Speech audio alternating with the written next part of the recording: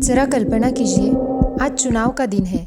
आप वोट डालने घर से निकलते हैं, लेकिन मतदान केंद्र पहुंचने से पहले कोई आपके हाथ से वोट छीन ले। ना आपकी आवाज़ मायने रखे, ना आपका फैसला, और ना ही आपका लोकतंत्र। भीड़, भागते लोग, बैलेट बॉक्स, धूल, सायरन, चीखे। विश्वास करना मुश्किल है, लेकिन एक समय भारत के कई हिस्सों में यही सच था। चुनाव होते थे, लेकिन हर चुनाव जनता नहीं जीतती थी। कभी पैसा जीतता था, कभी डर जीतता था, और कभी बंदूक। भारत दुनिया का सबसे बड़ा लोकतंत्र, लेकिन एक समय ऐसा भी था जब लोकतंत्र सिर्फ कागजों पर जिंदा था। चुनाव होते थे, लेकिन हर वोट आज़ाद नहीं होता था।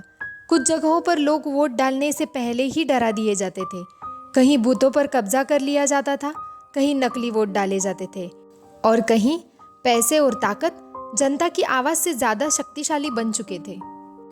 देश के करोड़ों लोग मान चुके थे कि शायद यही व्यवस्था है, लेकिन दिल्ली के एक सरकारी दफ्तर में एक आदमी चुपचाप भारत का संविधान पढ़ रहा था। उसने एक सवाल पूछा, अगर कानून सबके लिए बराबर है तो चुनावों में ऐसा क्यों नहीं? लोग कहते थे सिस्टम ऐसा ही है, अधिकारी कहते थे कुछ नहीं बदल सकता, राजनेता मुस्कुरा रहे थे। लेकिन दिल्ली के एक सरकारी दफ्तर में एक आदमी इन सब बातों पर यकीन करने से इनकार कर चुका था। उसने ना कोई पार्टी बनाई, ना कोई आंदोलन शुरू किया। उसके पास ना करोड़ों रुपए थे, ना लाखों समर्थक। उसके पास सिर्फ भारत का संविधान था, और उसने फैसला किया, अब चुनाव नेताओं की मर्जी से नहीं, कानून से होंगे। उस एक फैसले ने इतने ताकतवर लोगों को नाराज कर दिया कि उसे रोकने के लिए पूरा सिस्टम उसके खिलाफ खड़ा हो गया। लेकिन क्या एक अकेला सरकारी अधिकारी पूरे देश की राजनीति बदल सकता है? ये कहानी है टी.एन. शेषन की, जिस आदमी ने भारत के चुनाव बदल दिए। ये कहानी शुरू होती है केरल के एक छोटे से शहर पालक्काड से। 15 दिसंबर 1932 एक साधारण तमिल ब्राह्मण परिवार में एक लड़के का जन्म हुआ। नाम था तिरुनेल्ले नारायण अय्यर शेषन। बचपन से ही उसमें एक आदत थी जो आगे चलकर पूरे देश की पहचान बन गई। वो किसी से डरता नहीं था। उसके लिए सही और गलत दो अलग अलग रास्ते नहीं थे, बल्कि जिंदगी का सिर्फ एक नियम था, जो सही है वही करना है। स्कूल में वो हमेशा सबसे तेज छात्रों में गिना जाता था, लेकिन उसे सिर्फ नंबरों से प्यार नहीं था, उसे अनुशासन से प्यार था। उसके दोस्त कहते थे, अगर शेषन ने सुबह 5 बजे आने का कहा है ना, तो वो 4:59 पर पहुंच जाएगा। 1 मिनट की देरी भी उसे मंजूर नहीं थी। पढ़ाई पूरी करने के बाद उसने भारत की सबसे कठिन परीक्षा पास की, इंडियन एडमिनिस्ट्रेटिव सर्विस यानी IAS। उस समय IAS अधिकारी बनना सिर्फ एक नौकरी नहीं थी, देश की सबसे बड़ी जिम्मेदारी मानी जाती थी। लेकिन शेषन बाकी अधिकारियों से अलग था। जहां दूसरे लोग पोस्टिंग ढूंढते थे, वो जिम्मेदारी ढूंढता था। जहां दूसरे समझौता करना सीख रहे थे, वहां शेषन ना कहना सीख रहा था। उसकी ईमानदारी धीरे धीरे उसकी सबसे बड़ी ताकत भी बन रही थी, और सबसे बड़ा खतरा भी। साल बीतते गए। शेषन ने कई महत्वपूर्ण सरकारी जिम्मेदारियां निभाई। हर जगह उसकी एक ही पहचान बनी, ये आदमी नियम नहीं तोड़ेगा। कुछ लोग उसकी तारीफ करते थे, कुछ उससे नाराज रहते थे, लेकिन एक बात पर सब सहमत थे, अगर शेषन ने फैसला लिया है तो उसे बदलना लगभग नामुमकिन है। उसे बिल्कुल भी अंदाजा नहीं था कि कुछ ही सालों बाद उसी जिद, उसी ईमानदारी और उसी अनुशासन की वजह से भारत की राजनीति हमेशा के लिए बदलने वाली थी। तो फिर ऐसा क्या होने वाला था? चलिए देखते हैं। साल था 1990। देश राजनीतिक उलट-पुलट के दौर से गुजर रहा था। सरकारें बदल रही थी, गठबंधन बन रहे थे, और पूरे देश की नज़र आने वाली चुनावों पर थी। इसी बीच एक आदेश जारी हुआ, टी.एन. शेषन को भारत का मुख्य चुनाव आयुक्त नियुक्त किया जाता है। खबर आई और चली गई। ज़्यादातर लोगों ने इस पर ध्यान भी नहीं दिया। राजनेताओं ने सोचा, एक और अफसर आया है, कुछ दिन में सब पहले जैसे हो जाएगा। लेकिन उन्हें नहीं पता था कि इस बार कुर्सी पर बैठा आदमी सिर्फ फाइलों पर हस्ताक्षर करने नहीं आया था। पहले ही दिन शेषन ने चुनाव आयोग की शक्तियों से जुड़ी फाइलें मंगवाई। उन्होंने घंटों तक संविधान जनप्रतिनिधित्व कानून और चुनाव आयोग के अधिकार पढ़े। फिर उन्होंने अपने अधिकारियों से सिर्फ एक सवाल पूछा, अगर कानून हमारे साथ है तो हम उसका इस्तेमाल क्यों नहीं करते? कमरे में सन्नाटा छा गया, क्योंकि सालों से बहुत से नियम सिर्फ किताबों में थे, उन पर सख्ती से अमल कम ही होता था। लेकिन शेषन ने फैसला कर लिया था, अब हर नियम लागू होगा, चाहे सामने एक साधारण उम्मीदवार हो या देश का सबसे ताकतवर नेता। उन्होंने अधिकारियों को साफ निर्देश दिए, चुनाव सिर्फ करवाने नहीं है, उन्हें निष्पक्ष भी बनाना है। और यहीं से शुरू हुई भारत के चुनावों की सबसे बड़ी लड़ाई। कुछ ही हफ्तों में ऐसे आदेश आने लगे जिनकी किसी ने कल्पना भी नहीं की थी। अब आचार संहिता को हल्के में नहीं लिया जाएगा, सरकारी मशीनरी का दुरुपयोग बर्दाश्त नहीं होगा, चुनावी नियम सिर्फ सलाह नहीं, कानून की तरह लागू होंगे। पहले लोगों ने हंसकर कहा, यह ज्यादा दिन नहीं चलेगा। लेकिन जब पहली कार्रवाई हुई तो पूरे देश में एक संदेश गया, इस बार चुनाव आयोग सचमुच जाग गया है। और उसी दिन कई ताकतवर लोगों ने तय कर लिया कि टीएन शेषन को रोका जाएगा। ये तो बस शुरुआत थी। अभी आगे देखेंगे कि टीएन शेषन ने कैसे नेताओं की नींद उड़ा दी। शुरुआत में सबको लगा ये शक्ति कुछ दिनों की है, लेकिन दिन बीतते गए और टीएन शेषन पीछे हटने की बजाय और आगे बढ़ते गए। उन्होंने साफ कहा, चुनाव सिर्फ वोट गिनने का नाम नहीं है, चुनाव नियमों से चलते हैं।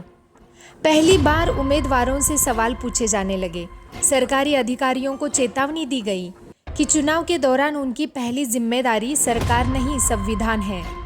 धीरे धीरे देश ने कुछ बदलते हुए देखा, जो नियम वर्षों से सिर्फ कागजों पर लिखे थे अब जमीन पर दिखाई देने लगे। चुनावी सभाओं पर नजर रखी जाने लगी, आचार संहिता का उल्लंघन अब सिर्फ एक शिकायत नहीं, एक कार्रवाई का कारण बनने लगा। और फिर अखबारों ने पहली बार चुनाव आयोग को मुख्य खबर बनाना शुरू कर दिया। लोग पूछने लगे, ये नया चुनाव आयुक्त है कौन?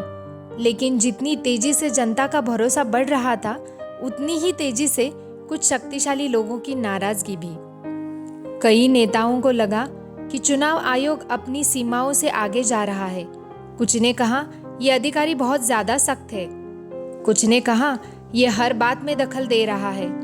लेकिन शेषन का जवाब हमेशा एक ही होता था, अगर नियम लिखे गए हैं तो उनका पालन भी होगा। अब सवाल था, आखिर संविधान ज्यादा ताकतवर है या सत्ता? और तभी देश की राजनीति में एक ऐसा मोड़ आया जिसने टीएन शेषन को सीधे देश के सबसे शक्तिशाली लोगों के सामने खड़ा कर दिया। अभी टीएन शेषन को एक बड़ा इम्तिहान देना था। आगे देखेंगे, क्या एक अकेला अधिकारी पूरे सिस्टम के सामने टिक पाएगा? अब तक टीएन शेषन सिर्फ एक अधिकारी नहीं रहे थे, वो पूरे देश में एक नाम बन चुके थे। कुछ लोग उन्हें लोकतंत्र का रक्षक कहते थे, तो कुछ उन्हें सबसे मुश्किल सरकारी अधिकारी। लेकिन जितनी उनकी लोकप्रियता बढ़ रही थी, उतनी ही उनके विरोध की आवाज भी तेज होती जा रही थी। फिर क्या, एक ऐसा फैसला हुआ जिसने पूरे देश का ध्यान दिल्ली की ओर खींच लिया। सरकार ने चुनाव आयोग में 2 नए इलेक्शन कमिश्नर्स नियुक्त कर दिए। कानून इसकी अनुमति देता था, लेकिन अब सबसे बड़ा सवाल था, क्या इससे मुख्य चुनाव आयुक्त की स्वतंत्रता और अधिकार प्रभावित होंगे? बहुत से लोगों ने कहा, अब शेषन अकेले फैसले नहीं ले पाएंगे।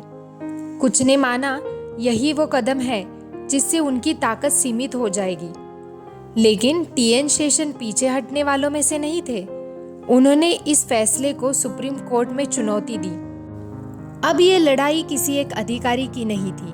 अब सवाल था, क्या चुनाव आयोग सचमुच स्वतंत्र रहेगा या उसकी शक्ति सरकार की इच्छा पर निर्भर करेगी? पूरा देश इस फैसले का इंतजार कर रहा था। अगर टीएन शेषन हार जाते तो शायद चुनाव आयोग की भूमिका हमेशा के लिए बदल जाती। लेकिन अगर वो जीतते तो ये जीत सिर्फ उनकी नहीं, भारत के लोकतंत्र की होती। और फिर सुप्रीम कोर्ट ने अपना ऐतिहासिक फैसला सुनाया। महीनों की बहस, देश भर की निगाहें और एक सवाल, क्या चुनाव आयोग सचमुच स्वतंत्र रहेगा? आखिरकार सुप्रीम कोर्ट ने अपना फैसला सुनाया। कोर्ट ने कहा कि चुनाव आयोग में एक से अधिक इलेक्शन कमिश्नर होना संविधान के खिलाफ नहीं है। पहली नज़र में कई लोगों को लगा टीएन शेषन हार गए, लेकिन कहानी यही खत्म नहीं होती। कोर्ट ने एक और बात साफ कर दी, चुनाव आयोग सरकार का विभाग नहीं है, ये एक स्वतंत्र संवैधानिक संस्था है जिसका काम सिर्फ और सिर्फ स्वतंत्र और निष्पक्ष चुनाव सुनिश्चित करना है। यही इस कहानी की सबसे बड़ी जीत थी, क्योंकि टीएन शेषन कभी अपने लिए नहीं लड़ रहे थे, वो उस संस्था के लिए लड़ रहे थे जिस पर भारत का लोकतंत्र टिका हुआ था। उनके कार्यालय में देश ने पहली बार चुनाव आयोग को डरते हुए नहीं, डराते हुए देखा। राजनीतिक दल अब चुनाव आयोग के आदेशों को हल्के में नहीं लेते थे। आचार संहिता सिर्फ एक कागज नहीं रही, बल्कि लोकतंत्र की मर्यादा बन गई। मतदाता पहचान पत्र की दिशा में बड़े कदम, चुनावी नियमों का सख्त पालन, सरकारी मशीनरी पर निगरानी और चुनाव आयोग की नई पहचान, ये सब एक युग की शुरुआत थी। आज जब करोड़ों भारतीय बिना डर अपना वोट डालते हैं, तो शायद उन्हें उस आदमी का नाम याद न हो, लेकिन उसकी लड़ाई का असर हर चुनाव में दिखाई देता है। टीएन शेषन। इन्होंने भारत को सिर्फ बेहतर चुनाव नहीं दिए, उन्होंने लोगों का भरोसा लौटाया कि कानून अगर ईमानदारी से लागू किया जाए तो सबसे ताकतवर लोगों को भी जवाब देना पड़ता है। इतिहास राजाओं को याद रखता है, प्रधानमंत्रियों को भी, लेकिन कभी कभी इतिहास एक सरकारी अधिकारी को भी अमर कर देता है, क्योंकि उसने कुर्सी की ताकत नहीं, संविधान की ताकत दिखाई। अगर आपको ऐसी सच्ची कहानियाँ पसंद है जो सोच बदल दे, तो ट्रेंडिंग ट्वाइलाइट्स को सब्सक्राइब करना मत भूलिए, क्योंकि अगली कहानी शायद इतिहास की सबसे अनसुनी कहानी होगी। तो आज का एक वादा खुद से, अपने फर्ज को अपने डर से कभी छोटा नहीं होने देंगे। एक कहानी खत्म होती है, एक वादा शुरू होता है। मिलते हैं अगले शनिवार एक नई कहानी के साथ और एक नए वादे के साथ।